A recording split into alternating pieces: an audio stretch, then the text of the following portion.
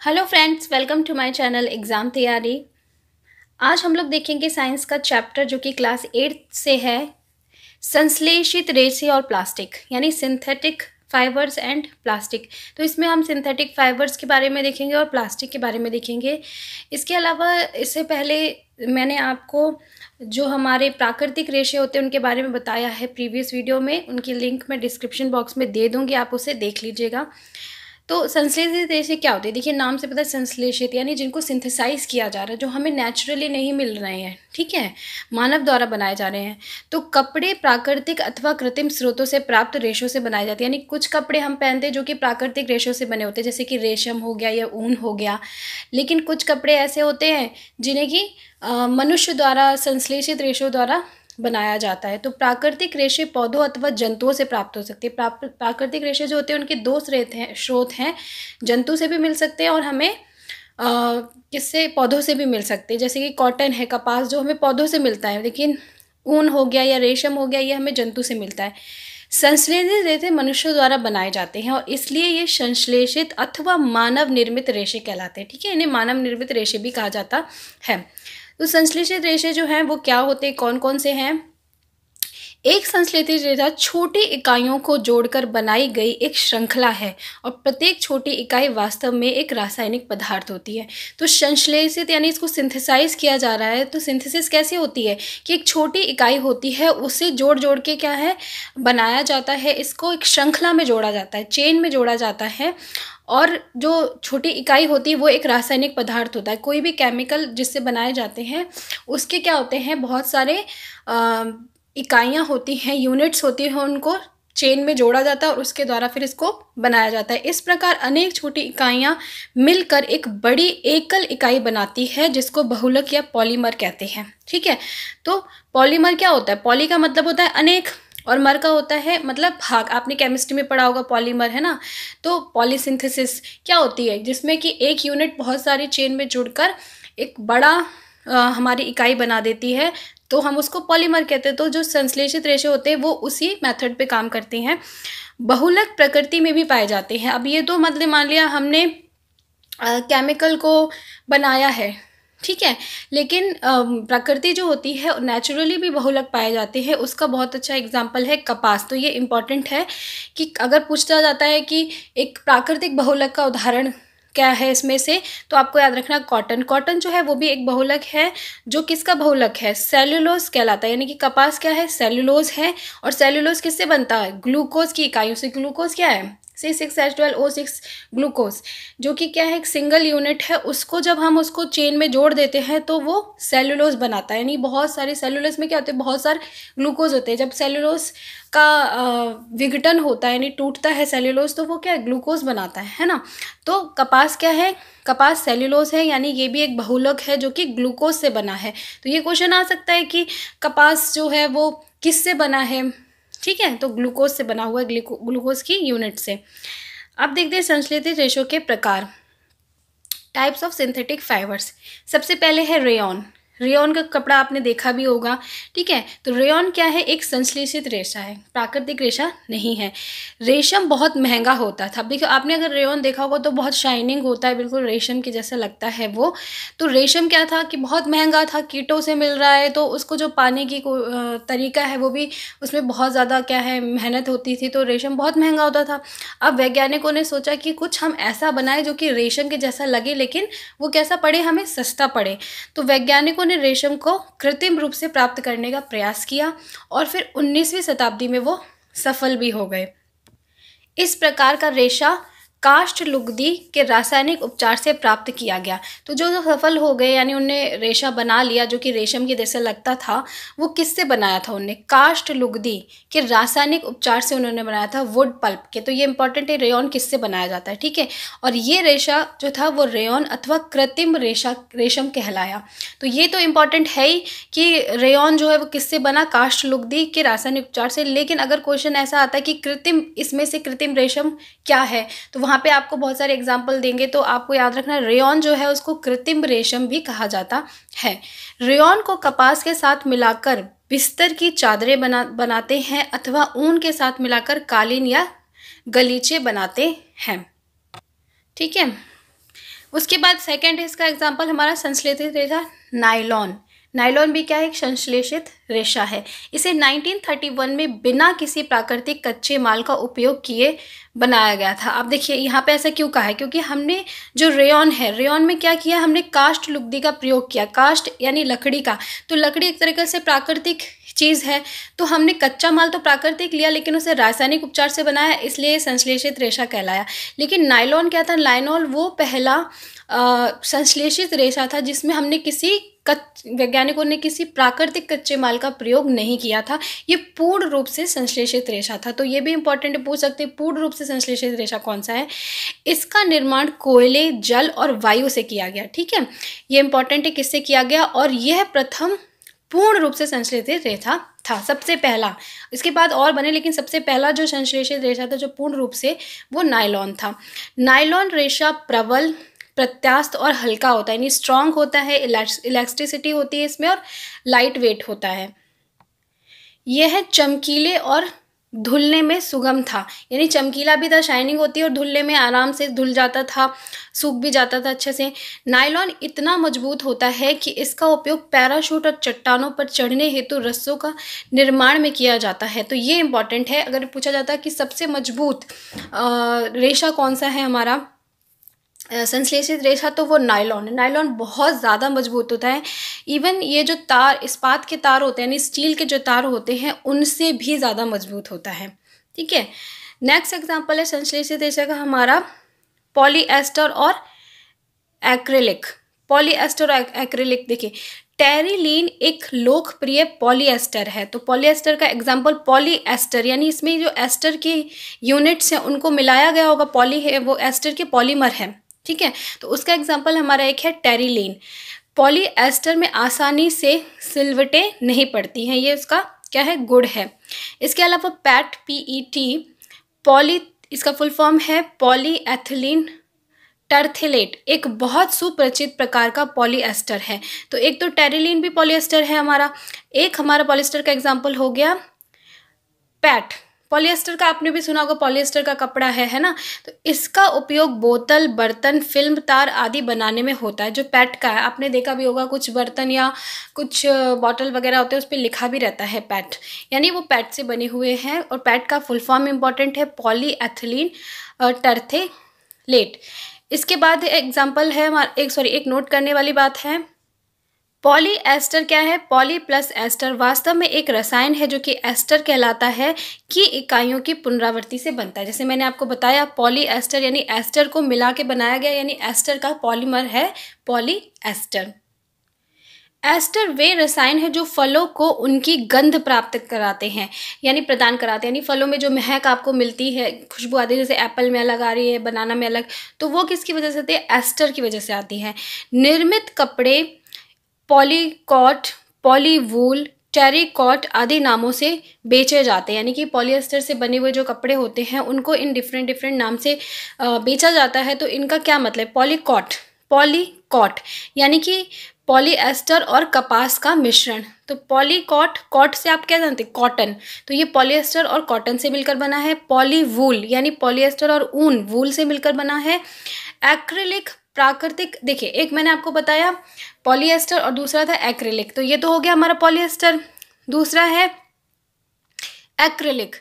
अब देखिए टेरिकॉट किससे बना होगा, टेरिलॉन और कॉटन से। ठीक है, एक्रिलिक क्या है, प्राकृतिक स्रोतों से प्राप्त ऊन बने वस्त्रों के स्थान पर एक्रिलिक से ऊनी स्वेटर, शॉल अथवा कंबलों को बनाया जाता है।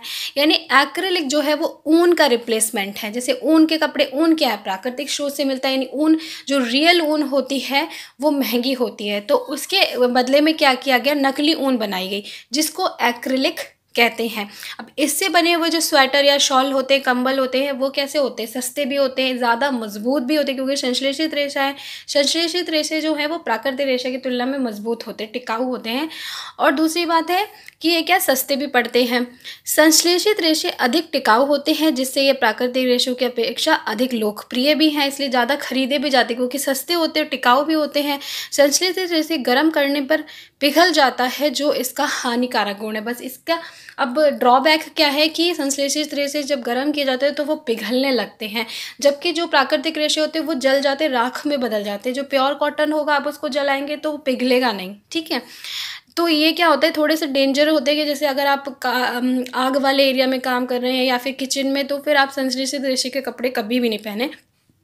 सभी संश्लेषित रेशे पेट्रोलियम मूल के कच्चे माल जो कि पेट्रो रसायन कहलाते हैं से विविध प्रक्रमों द्वारा तैयार किए जाते हैं। तो ये इंपॉर्टेंट है, सभी संश्लेषित रेशे यानी जितने को भी मैंने अभी आपको एक्सप्लेन किया, सभी जो हैं वो किससे बनाए जाते हैं, पेट्रोलियम मूल के कच्चे माल जिसको पेट्रो रसायन कहते हैं उससे विभिन्न प्रक्रमों द्वारा बनाए जाते हैं। सबका अलग अलग मेथड है, अलग अलग तरीके से बनाए जाते हैं। अब हम कुछ देखते हैं संश्लेषित रेशों के गुणधर्म, कैरेक्टरिस्टिक ऑफ सिंथेटिक फाइबर्स क्या है। ये शीघ्र सूखते हैं, दूसरा है अधिक टिकाऊ होते हैं, तीसरा है कम महंगे होते हैं यानी सस्ते होते हैं, चौथा है आसानी से उपलब्ध और रखरखाव में सुविधाजनक होते हैं। जैसे आपने कृत्रिम रेशम के कपड़े भी देखे होंगे। रियल जो रेशम होती है वो बहुत ज़्यादा महंगे होते हैं उसके कपड़े, लेकिन जो नकली रेशम होती है, सिल्क होती है, उसके सस्ते मिलते हैं, आपको चीप मिलते हैं। तो वो क्या है, क्योंकि वो नकली है ना। तो ये तो था सारा संश्लेषित रेशे के बारे में। अब हम देखेंगे प्लास्टिक। प्लास्टिक क्या है, संश्लेषित रेशे की तरह प्लास्टिक भी एक बहुलक है। जिस तरह से संश्लेषित रेशा क्या है, बहुलक है, छोटी यूनिट्स को एक चेन फॉर्म में जोड़कर पॉलीमर बनाया गया वो है। तो प्लास्टिक भी क्या है, वो भी एक बहुलक है। अब प्लास्टिक किसका बहुलक है, सभी प्लास्टिक में इकाइयों की व्यवस्था एक ही प्रकार की नहीं होती है, कुछ में ये रेखीय होती है तो कुछ में त्रियक बंध यानी क्रॉस लिंक्ड होती है। यानी अब देखिए प्लास्टिक क्या है, प्लास्टिक एक यूनिट का बहुलक है, पॉलीमर है। अब पॉलीमर कैसे बनता है कि जब हम यूनिट्स को चेन में जोड़ते हैं तब बनता है। तो ये जो तोड़ते हैं तो उसमें बनता है। तो जो प्लास्टिक है उस सभी तरह की प्लास्टिक, डिफरेंट तरह की प्लास्टिक होती है ना। तो सभी में एक ही तरह की चेन रिएक्शन नहीं कराई जाती है, बल्कि कुछ में क्या होता है, रेखीय होती है यानी लीनियर होती है, और कुछ में त्रियक बंध होती है यानी कि क्रॉस लिंक्ड होती है। देखिए लीनियर यानी एक लाइन से सारे जुड़े होंगे यूनिट्स, और त्रियक बंध या क्रॉस बंध में क्या होता है, इस तरह से जाली जैसी होगी, क्रॉस होगी। तो ये इंपॉर्टेंट है, दो तरह से होता है। प्लास्टिक आसानी से सांचे में ढाला जा सकता है, प्लास्टिक का पुनः चक्रण हो सकता है, इसके तारे बनाई जा सकती हैं और इसके अनेक प्रकार के उपयोग है। तो प्लास्टिक क्या इतनी ज़्यादा पॉपुलर क्यों है, प्लास्टिक के सामान आपने देखा होगा कि बहुत ज़्यादा मिलते हैं। आप चाहे किचन की चीज़ों में ले लो, चाहे आप घर की चीज़ों में ले लो, जैसे बहुत सारे इक्विपमेंट हो गए, इंस्ट्रूमेंट्स हो गए, सब में प्लास्टिक का यूज़ किया जाता है। क्यों, क्योंकि प्लास्टिक क्या है, बहुत सारे गुण है प्लास्टिक। एक तो हम उसे किसी भी आकार में बदल सकते हैं, किसी भी सांचे में, पुनः चक्रण रिसाइकलिंग भी हो जाती है। कबाड़ी वाले देखा आप ले जाते हैं प्लास्टिक को। फिर क्या है, इससे बहुत सारी चीज़ें बनाई जा सकती हैं और हल्की भी होती है इससे बनाई गई चीज़ें। जैसे लोहे या किसी और मेटल से बनाएंगे वो भारी होगी। पॉलीथीन, अब पॉलीथीन क्या है, पॉलीथीन भी क्या है, प्लास्टिक ही है ना। तो पॉलीथीन, पॉलीथीन यानी पॉली प्लस एथीन, एथीन का पॉलीमर है। प्लास्टिक का एक उदाहरण है पॉलीथीन, यानी polythene is different thing and plastic is different. मतलब पॉलीथीन प्लास्टिक का एक उदाहरण है। प्लास्टिक जो गर्म करने पे आसानी से विकृत हो जाती है और सरलतापूर्वक मुड़ जाता है, थर्मोप्लास्टिक कहलाता है। देखिए आपने कुछ प्लास्टिक देखी होगी जो आसानी से पिघल जाती है, और कुछ होती हैं जैसे हम माइक्रोवेव में यूज़ करते हैं वो जल्दी पिघलती नहीं है ना। तो ये दोनों में डिफरेंस के बेस पे क्या है कि प्लास्टिक दो तरह की होती है। एक जो आसानी से पिघल जाती है, आसानी से मुड़ जाती है, जिसको हम किसी भी ढांचे में बदल सकते हैं, वो हो गई हमारी थर्मोप्लास्टिक, जिसका एग्जाम्पल है पॉलीथीन और पीवीसी। ये इंपॉर्टेंट है, ठीक है एग्जाम्पल। दूसरा क्या है कि कुछ प्लास्टिक ऐसे होते हैं जिन्हें एक बार सांचे में ढाल दिया जाए तो फिर ऊष्मा देकर गर्म नहीं किया जा सकता। यानी एक बार हमने जो शेप दे दिया उसे, फिर हम उसमें ऊष्मा देके उसकी शेप को चेंज नहीं कर सकते हैं। वो प्लास्टिक हमारी थर्मोसेटिंग प्लास्टिक कहलाती है। देखिए ये थी थर्मोप्लास्टिक। थर्मो यानी क्या होता है, थर्म यानी कि ऊष्मा, तो थर्मोप्लास्टिक यानी ऊष्मा से गर्म हो जाए, और ये है थर्मोसेटिंग यानी कि सेट हो जाए। थर्म यानी गर्म करने पे भी वो क्या है, बदले नहीं, बिल्कुल सेट रहे, तो वो थर्मोसेटिंग प्लास्टिक है। इसके एग्जाम्पल है बेकेलाइट और मेलामाइन। तो दोनों के एग्जाम्पल जो हैं वो बहुत ज़्यादा इंपॉर्टेंट हैं। उसके बाद आता है बेकेलाइट, ठीक है। बेकेलाइट ऊष्मा का कुचालक है, यानी गर्म करने पे क्या है, ये पिघलता नहीं और ऊष्मा का कुचालक भी ऊष्मा इसमें प्रवेश नहीं करती है। ये बिजली के स्विच, विभिन्न बर्तन के हत्थे आदि में काम आते हैं, यानी हैंडल्स जो होते हैं, क्योंकि वो बर्तन गर्म होता है लेकिन हैंडल गर्म नहीं होता। इसी तरह से स्विच बनाते हैं, तो स्विच में क्या है, लाइट जा रही है लेकिन वो गर्म नहीं होती, पिघलते नहीं है। तो ये इंपॉर्टेंट है कि अगर पूछा जाए स्विच किससे बना होता है तो बैकेलाइट से बना होता है, या फिर अगर थर्मोसेटिंग प्लास्टिक एग्जाम्पल में है आपके ऑप्शन में तो थर्मोसेटिंग प्लास्टिक से बना होता है। ठीक है, उसके बाद क्या है, मेलामाइन। दूसरा एग्जाम्पल क्या था हमारा थर्मोसेटिंग प्लास्टिक का, मेलामाइन। मेलामाइन आग का प्रतिरोधक होता है और ऊष्मा को सहन करने की इसमें बहुत अधिक क्षमता होती है। अब प्लास्टिक के कुछ गुण देखते हैं, प्रॉपर्टीज ऑफ प्लास्टिक। प्लास्टिक अनिक्रियाशील होती है, यानी कि ये क्रियाशील नहीं होती है। ठीक है, क्रिया नहीं करती है।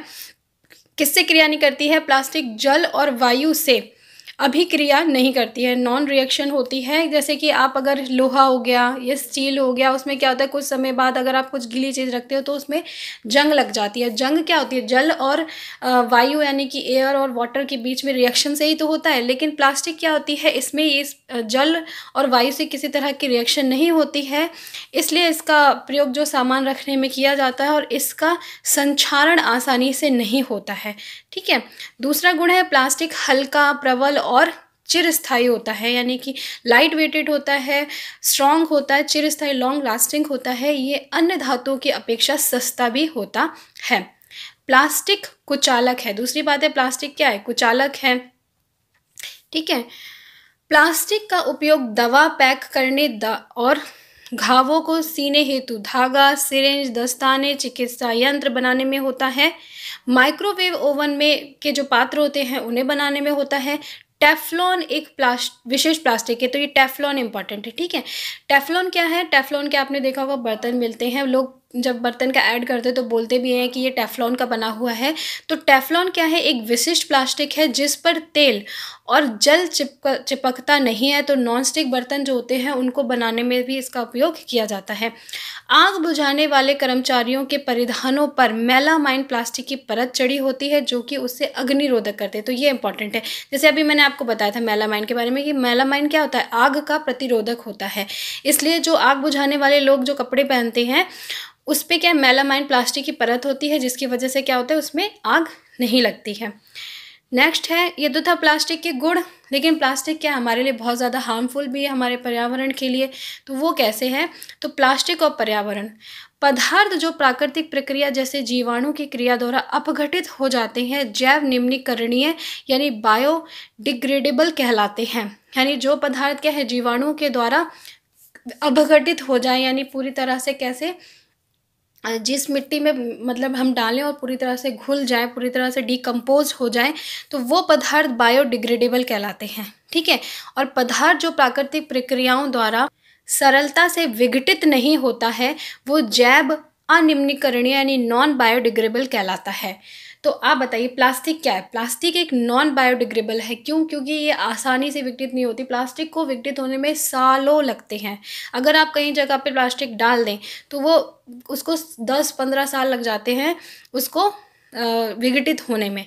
प्लास्टिक अपघटित होने में कई वर्ष ले लेता है और ये पर्यावरण हितैषी नहीं है, इसलिए क्या है हमारे पर्यावरण के लिए ये हानिकारक है, ये पर्यावरण प्रदूषण का कारण है। प्लास्टिक अपशिष्ट को पुनः चक्रित करना बेहतर है। थर्मोप्लास्टिक पुनः चक्रित किए जाते हैं। तो अभी क्या है, क्योंकि ये डिग्रेड नहीं होते हैं, ठीक है, तो हम क्या कर सकते हैं, हम उसको ज़्यादा से ज़्यादा क्या करें, उसको यूज़ करें, उसकी रिसाइकलिंग करें। हम नई प्लास्टिक नहीं बनाएं, जब बल्कि जो पुरानी प्लास्टिक जो पहले से हमारे एनवायरनमेंट में है हम लोग यूज़ करें, उसी को रिसाइकिल करें। ठीक है, तो इसके लिए क्या किया गया है, 5R सिद्धांत दिया गया, 5R थ्योरी दी गई है। ये बहुत इंपॉर्टेंट है। 5R थ्योरी, एक उत्तरदायी नागरिक के रूप में 5R सिद्धांत को याद रखिए। 5R मतलब इसमें 5R हैं। पहला है रिड्यूस, जिसका मतलब है उपयोग कम करिए, रिड्यूस यानी कम करना है ना, तो आप प्लास्टिक का यूज़ कम से कम करें, ज़्यादा से ज़्यादा आप कपड़े या कागज़ का यूज़ करें। रीयूज़ यानी पुनः उपयोग करें, आपके घर में कोई चीज़ है तो आप उसको पुनः यूज़ करें, नहीं तो आप उसको क्या ज़्यादा से ज़्यादा कचड़े में डालने की जगह आप जो कबाड़े वाले आते हैं उनको दें ताकि रिसाइकलिंग हो सके। रिसाइकिल करें, पुनः चक्रित करिए, कवर पुनः प्राप्त करिए और उपयोग ना करें। रिफ्यूज़ करें यानी कि हम प्लास्टिक का उपयोग नहीं करेंगे, इस बात से रिफ्यूज़ कर दें आप, और ज़्यादा से ज़्यादा आप कपड़े या कागज़ के थैलों का इस्तेमाल करें। देखिए, आपने बोला भी जाता है कि हम प्लास्टिक को कम यूज़ करें, बीच में कितना ज़्यादा उससे जो है प्रदूषण हो रहा है। ठीक है, तो ये था आज का चैप्टर जिसमें हमने प्लास्टिक और संश्लेषित रेशे के बारे में पढ़ा। बहुत ही इंपॉर्टेंट चैप्टर था। आई होप आपको सारी चीज़ें अच्छे से समझ में आई होंगी। प्लीज़ वीडियो को लाइक कीजिएगा। मिलती हूँ आपसे नेक्स्ट वीडियो में, तब तक के लिए बाय बाय।